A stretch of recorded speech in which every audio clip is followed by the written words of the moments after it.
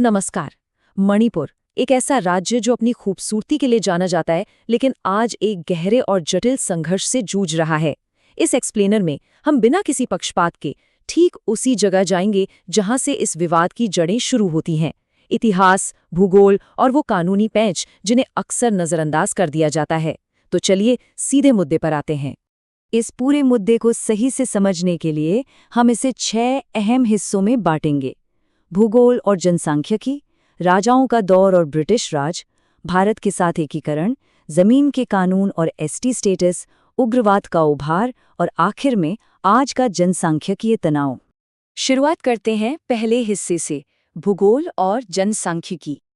अब इस संघर्ष को समझने के लिए वहां के भूगोल को एक स्टेडियम की तरह इमेजिन करना होगा। जरा सोचिए, बीच में एक बिल्कुल फ्लैट मैदान है और उसके चारों तरफ दर्शकों के बैठने के लिए ऊंचे ऊंचे पहाड़ हैं।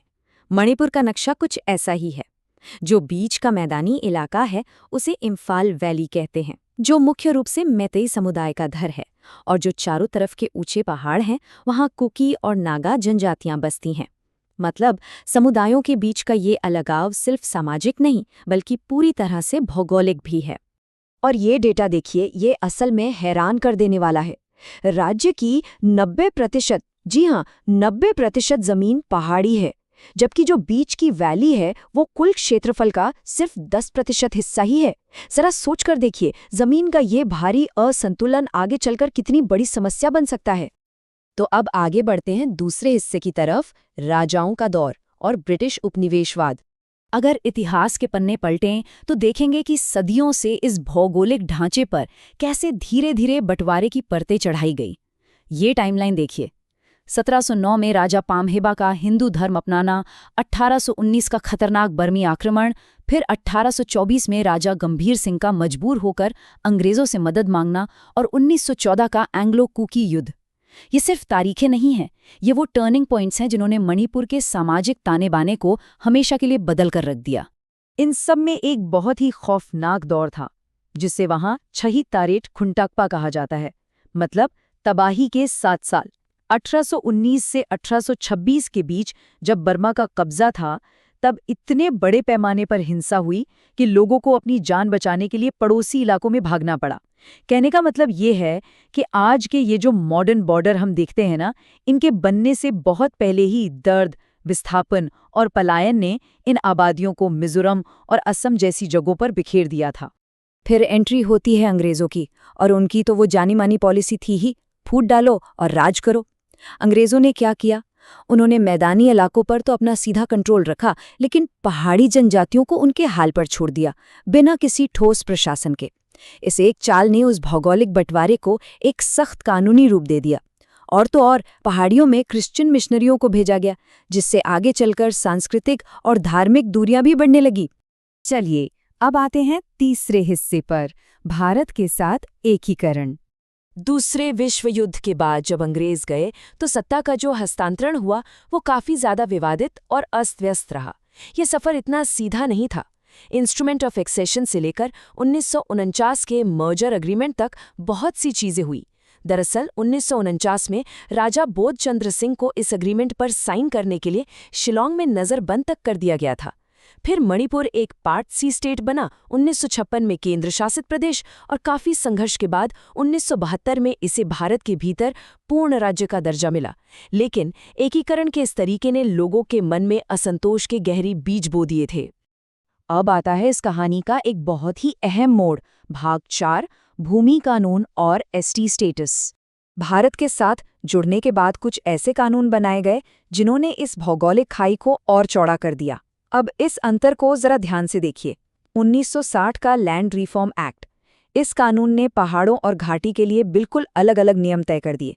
मतलब जो लोग घाटी में रहते हैं वो पहाड़ों में जमीन नहीं खरीद सकते, लेकिन जो लोग पहाड़ों में रहते हैं वो घाटी समेत पूरे मणिपुर में कहीं भी जमीन ले सकते हैं। ये जो एक तरफा नियम बना, इसने एक बहुत बड़े विवाद की नींव रख दी। और मामला यही नहीं रुका।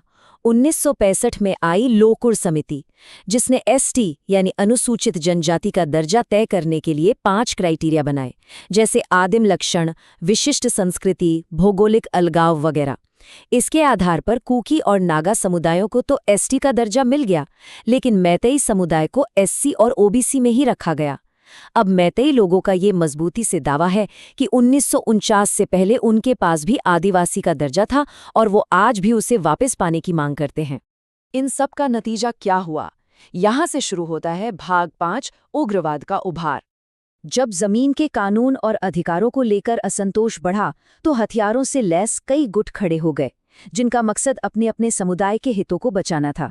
लेकिन यहाँ एक ऐसा राजनीतिक डेडलॉक है जिसे सुलझाना लगभग नामुमकिन सा लगता है।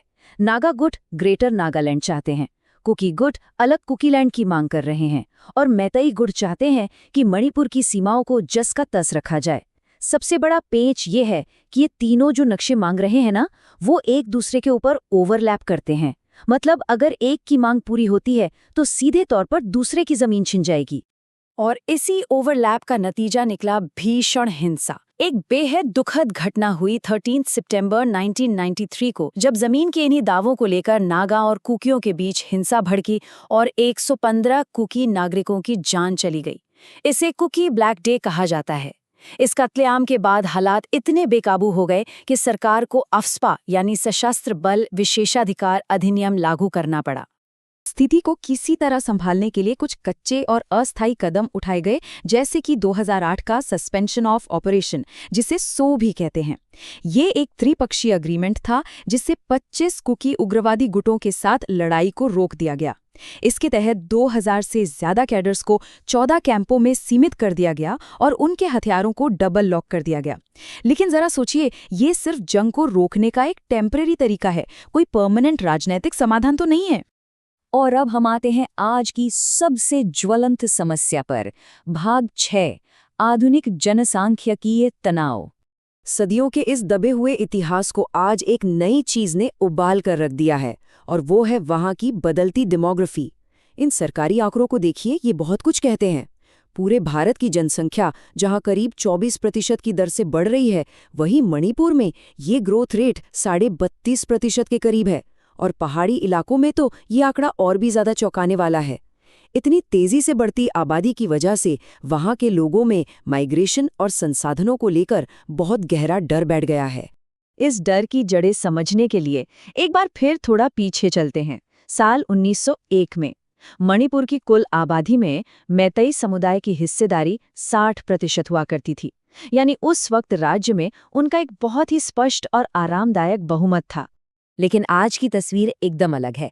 2022 तक आते आते मैतेई समुदाय की हिस्सेदारी घटकर सिर्फ 49% रह गई है। मतलब वो अब अपने ही राज्य में बहुमत में नहीं रहे। इस भारी गिरावट ने मैतेई समुदाय के अंदर एक गहरी असुरक्षा भर दी है। उन्हें अपनी जमीन, अधिकारों और म्यांमार से हो रही कथित घुसपैठ को लेकर एक बहुत बड़ा खतरा महसूस होने लगा है। तो अंत में ये पूरी कहानी एक बहुत ही गंभीर और मुश्किल सवाल पर लाकर खड़ा कर देती है।